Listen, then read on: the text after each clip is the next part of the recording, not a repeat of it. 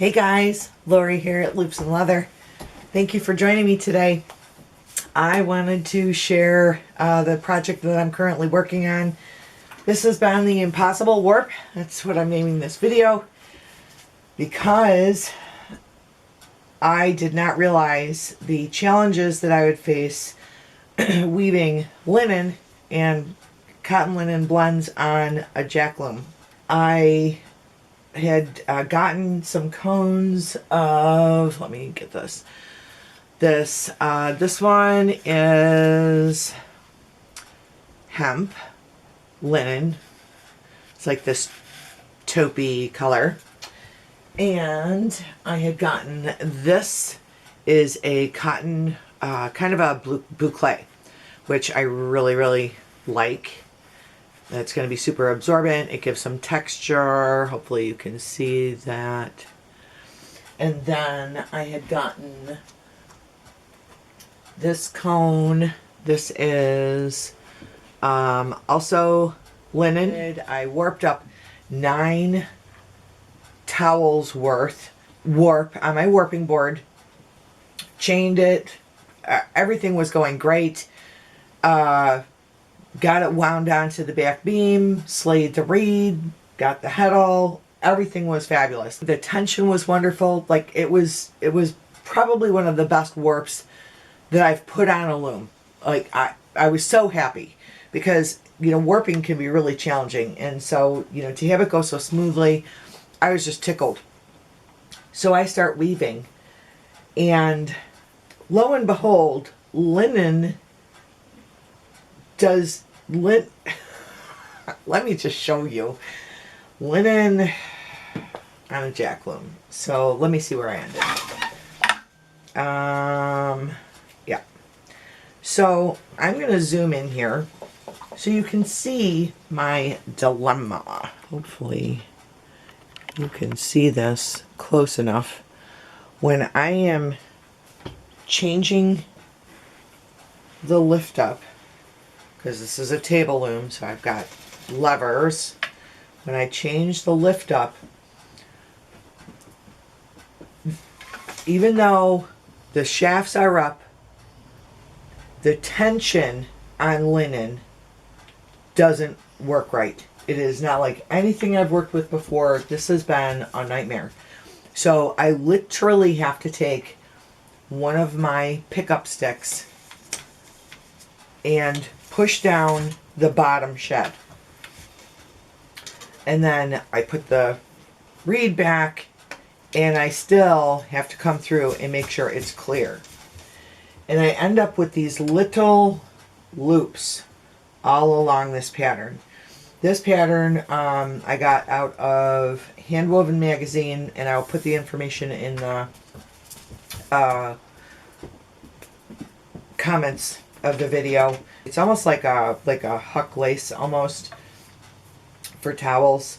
But anyway, when I change the shafts, let me put my shuttle through, and I can't even just like push, like whip my shuttle through like I normally would, because those bottom warp threads are just hanging. I mean, there's no tension on them at all. So then I switch, beat. Let me weave a little bit, and hopefully you can see this. You see these little like mounds? And I was freaking out when I started weaving. I'm like, this isn't right. What am I going to do? And so I was fighting with it. In the back of the loom, I've got weights on all these different threads and sections of threads. And I mean, just fighting with it. And what's interesting though, if I stop fighting with it and just weave, it ends up laying like it's supposed to.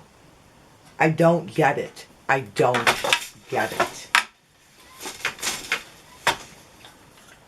And I don't know how to fix it. I had posted on one of my Facebook groups, one of the 4-shaft weaving groups, some people said, oh, spray it down with water.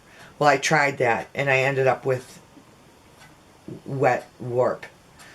And it didn't make any difference. Maybe I didn't spray it enough. I don't know, but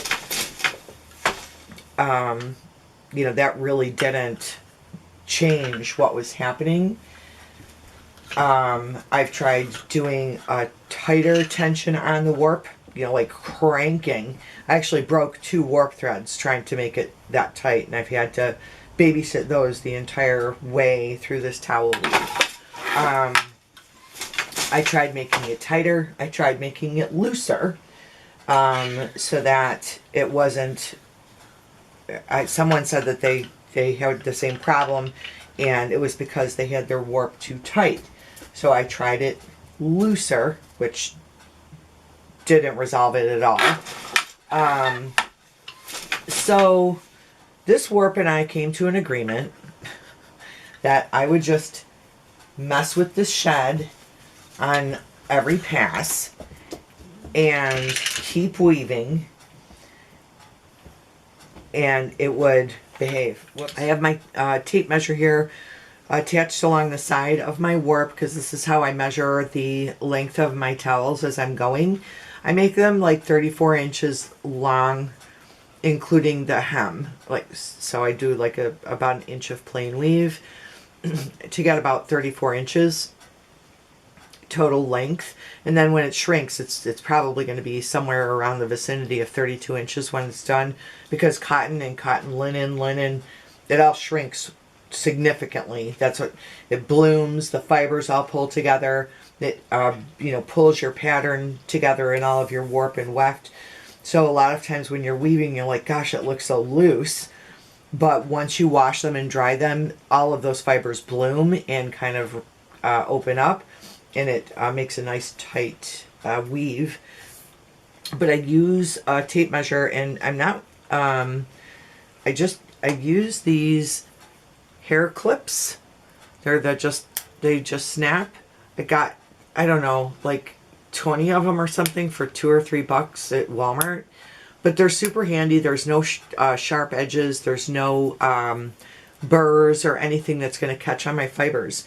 And so I just move my tape measure up kind of along with me and clip it on here to keep track of where I'm at. And like I said, I make them like I go about 33 inches on the pattern, and then I'll do about an inch of plain weave, you know, for the end.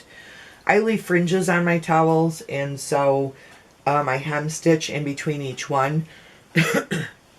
If you don't want fringes, you might want to do about 1.5 inches of plain weave, with just make sure you're using just a single finer thread, so that when you fold and sew, it doesn't create a real bulky edge if you use a finer weft for that 1.5 inches or so at the end. But anyway, so I change colors here, and I'm gonna when I change colors, I tuck in the weft thread of the last color, the color that's ending, back through on the next shed.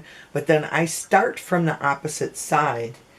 In this pattern, it doesn't matter. It doesn't make a difference. If you have, you know, very specific colors, it might make a difference. But for this, I just start on the opposite side, so that when I flip this tail in on the next repeat, I don't have bulk with woven in ends all on one side. It's kind of balancing it out between each side. Funny, not funny. 2 weeks ago, last week, 2 weeks ago, after I am in the throes of fighting with this weave, lo and behold, Handwoven's issue comes out, and it's about weaving with linen. Ha ha! I haven't read it yet. I will. There may be some tricks in there that would work. I'm not sure. This is switching to 1-3. I finished off that last towel, got up to 33.5 inches. I did about 1 inch of plain weave, and then I went ahead and did the hem stitching at the end of that. And I wanted to show you this because this is kind of neat and handy.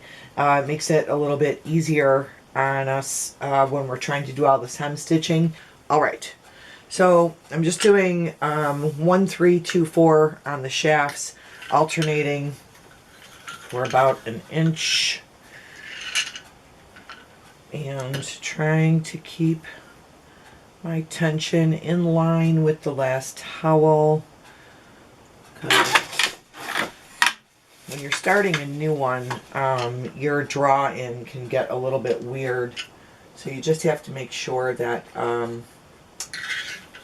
you don't pull too tight.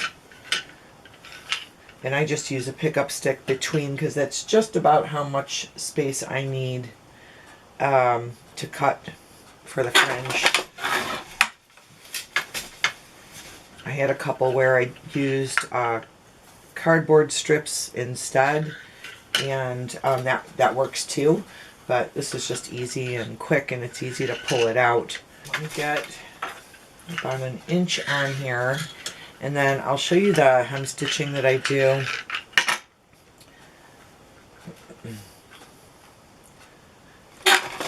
And with hem stitching, you don't necessarily have to then go back and sew along the edge, the bottom edge. It's enough to hold the threads in, and especially once you wash it and it blooms, it just kind of all locks together. So hopefully that's close enough that you can see, but I will stop once I get more toward this side, because I think it's going to be a better angle for the camera for you to see. But what I've done is I hem stitched the last towel I finished, and because I have those little bundles already created, I'm going to mirror the same bundles on the top. Alright, so regular speed, hopefully you can see this, so I'm going up 2 weft picks,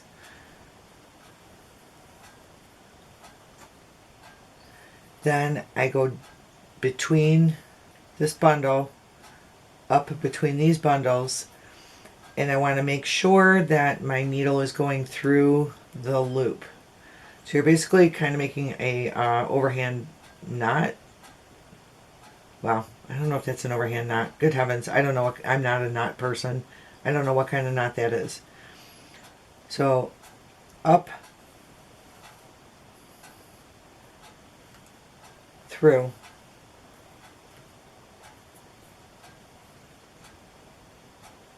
up,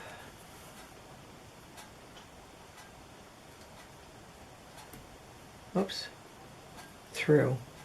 And I find that if I lay my excess yarn in front like this, when I come back around, it's automatically through the loop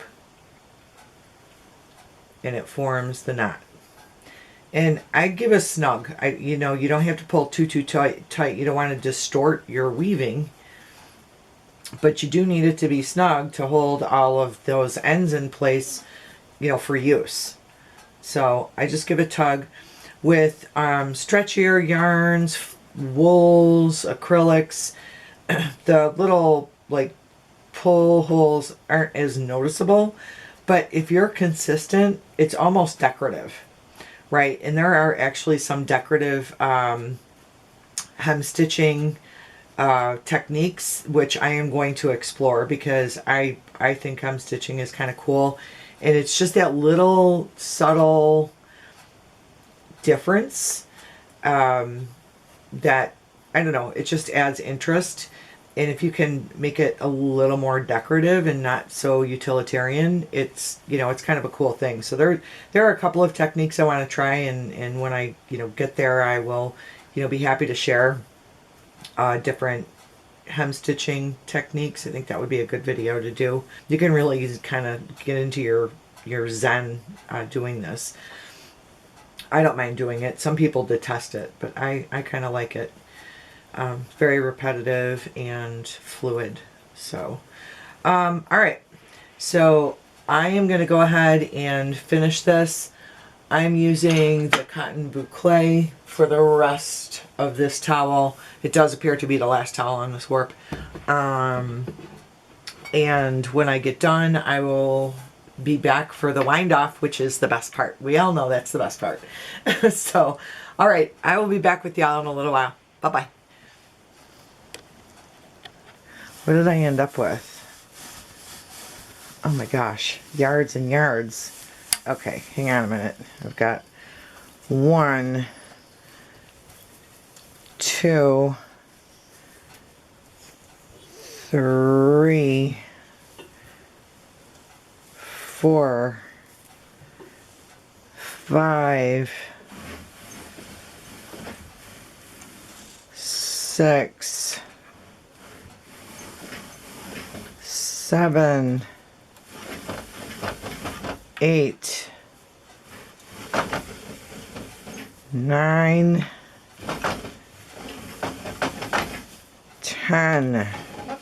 10 towels. All right, y'all, just to wrap this up, I just wanted to show you the towels before I get these packed up and gifted out. So I washed these and dried them on a low heat. I still need to snip off the joins where I changed colors. So there's still a couple of, ends that I need to clip. So I'm going to go through these and just remove the, where I changed colors or had ran out of bobbin thread.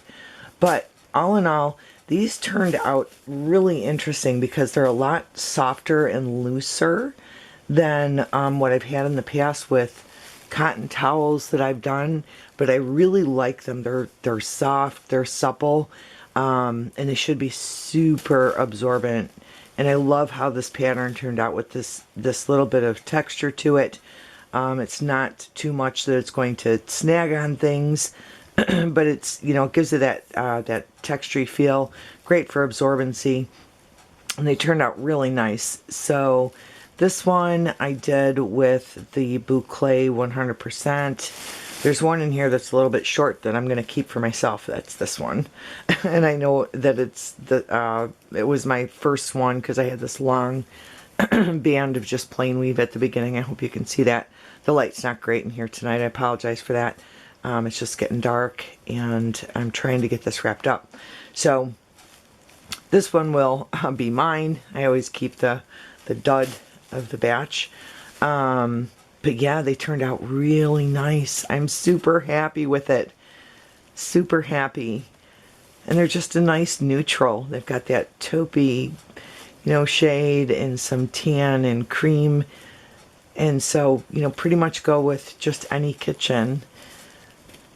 And I ended up with 10 towels, including the dud. So, yeah. So I hope you enjoyed this video. It definitely was a learning for me, weaving with linen. And, I think, again, I'm going to try just, warping up something similar, maybe not the exact same pattern, but warping up something similar on the floor loom, the countermarch loom, and see if, I have the same challenges as I did with doing this on the jack loom, on the table loom. All right, I am going to sign off for now. Again, thanks for joining me. Please like and subscribe. If you have any questions or suggestions weaving with linen, I would love to get other people's experiences or thoughts. This was a huge learning for me, but it's all good. I think we learn on every project that we do, and so now I know what I know and share a little bit with you. So have a great night and great day. Stay well, and I will be back. Please subscribe so that you're notified of my next video. Thanks so much. Bye-bye.